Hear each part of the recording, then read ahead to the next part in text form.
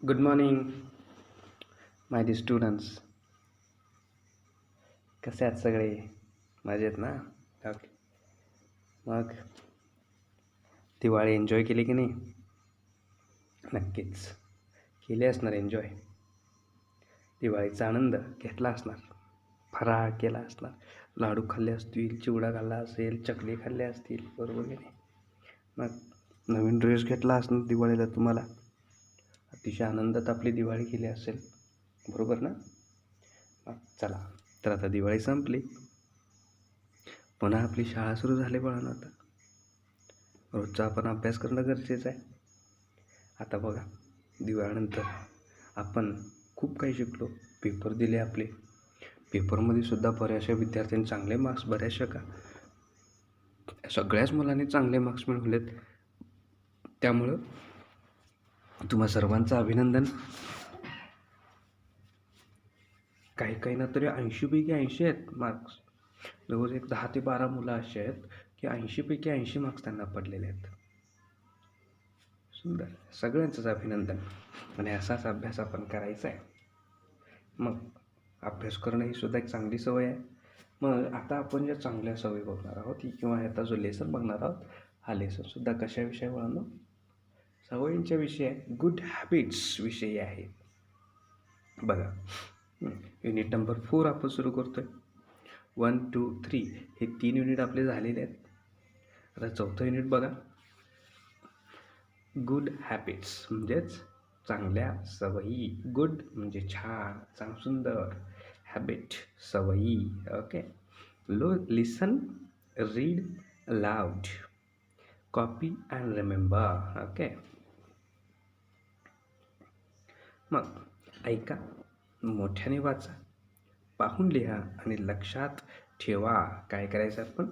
ऐकायचं आहे. आता मी तुमच्यासमोर काही पेज नंबर जो आपला 48 आहे, याच्यावरती एक 4 चार्ट्स मी वाचणार आहे. ते तुम्ही ऐकायचे आहेत आणि ते आपल्या वहीत लिहायचे आहेत आणि वहीत लिहून घेऊन मला त्याचे फोटोज पाठवायचे आहेत. सगळ्यांनी फोटोज त्याचे पाठवणं गरजेचं आहे, बरोबर आहे? आणि तुम्ही काय करा, फोटोज मला पाठवा ते. आता पहिलं पिक्चर बघा. हां, इथं काय म्हणते,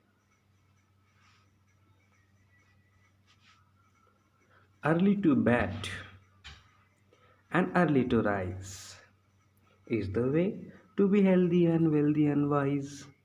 काय म्हणते? Early to bed and early to rise is the way to be healthy and wealthy and wise. काय म्हणते? अर्ली टू बेड म्हणजे आपण लवकर झोपायचं आहे. जी व्यक्ती संध्याकाळी लवकर झोपते आणि सकाळी लवकर उठते, अर्ली टू बेड म्हणजे संध्याकाळी लवकर झोपते, 9ला म्हणजे व्यक्ती जी झोपते. अँड अर्ली टू राईज, भले पहाटे लवकर उठते, 5 वाजता जी उठते, ती व्यक्ती is the way to be healthy and wealthy and wise. ती व्यक्ती जीवनात अतिशय सुंदर असते, अतिशय हुशार असते व्यक्ती. ती त्याची शारीरिकदृष्ट्या सुद्धा ती हुशार असते, इव्हन शारीरिकदृष्ट्या कणखर असते, बरोबर? म्हणजेच सांगायचं काय म्हणून, रात्री लवकर झोपायचं, सकाळी लवकर उठायचं. याच्यामुळं काय होईल? तुम्ही हुशार बनाल, बुद्धिमान बनाल, बुद्धिमंत व्हाल, तुमच्याकडं भरपूर संपत्ती असेल. म्हणून काय करायचं, ही आपली एक चांगली सवय आहे. तर चांगल्या सवयी बघा, सकाळी लवकर उठणे, ब्रश करणे असेल, आईबाबांना नमस्कार करणे असेल.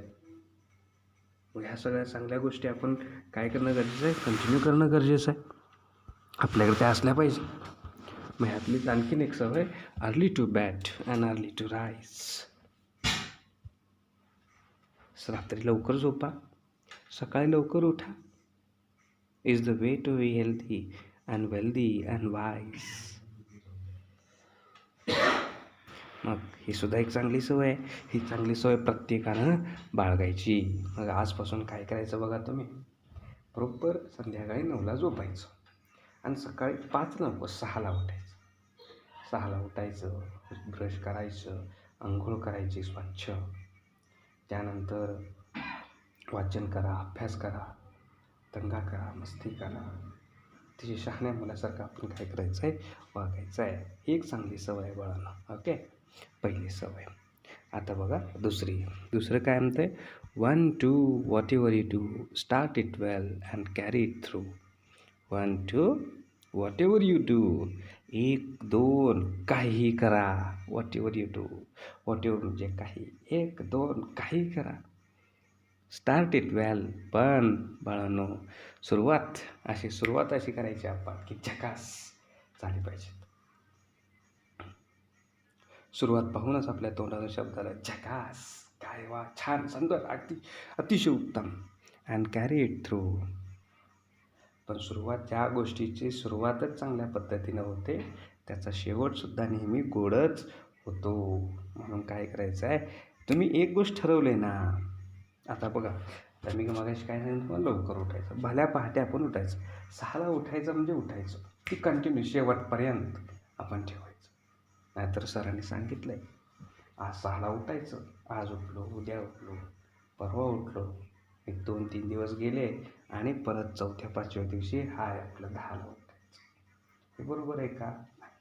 मग तुम्ही ठरवलं आहे ना, तुम्ही मनाशी दृढ निश्चय केला आहे, ठरवलं आहे तुम्ही की मला लवकर उठायचं आहे. I want to gate